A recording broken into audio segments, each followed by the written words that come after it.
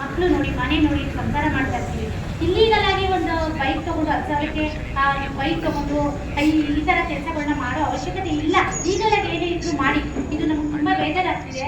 ಮತ್ತೆ ಶ್ರೀಯುತ ಆದಿನಾರಾಯಣ್ ಸರ್ ಅವರು ತುಂಬಾನೇ ಅಂದರೆ ಅವ್ರದ್ದು ಒಂದು ಇದರಲ್ಲಿ ಏನಿದೆ ವಾಟ್ಸಪ್ ಗ್ರೂಪಲ್ಲಿ ಆಟೋ ಡ್ರೈವರ್ಗಳನ್ನ ಅವಾಚ್ಯ ಶಬ್ದಗಳಿಂದ ಮಾತಾಡಿದ್ದಾರೆ. ಅದನ್ನ ನಾನು ನಿಮಗೆ ಕೇಳ್ಸೋಕ್ಕೆ ಇಷ್ಟಪಡ್ತೀನಿ. ಸರಿ, ಆಯ್ತು ಸರ್. ಅದು ತುಂಬಾ ಕೆಟ್ಟದಾಗಿ ಮಾತಾಡಿದ್ದಾರೆ. ಕನ್ನಡದವರಲ್ಲ ಅವರು, ಹಿಂದಿವರಗಳು ತುಂಬಾ ಕೆಟ್ಟದಾಗಿ ಮಾತಾಡಿದ್ದಾರೆ. ಇದನ್ನೆಲ್ಲ ಖಂಡಿತ ನಮ್ಗೆ ಇದು ನ್ಯಾಯ ಕೊಡಬೇಕು. ನ್ಯಾಯಯುತವಾಗಿ ನಾವು ಹೋಗ್ತಾ ಇದ್ದೀವಿ.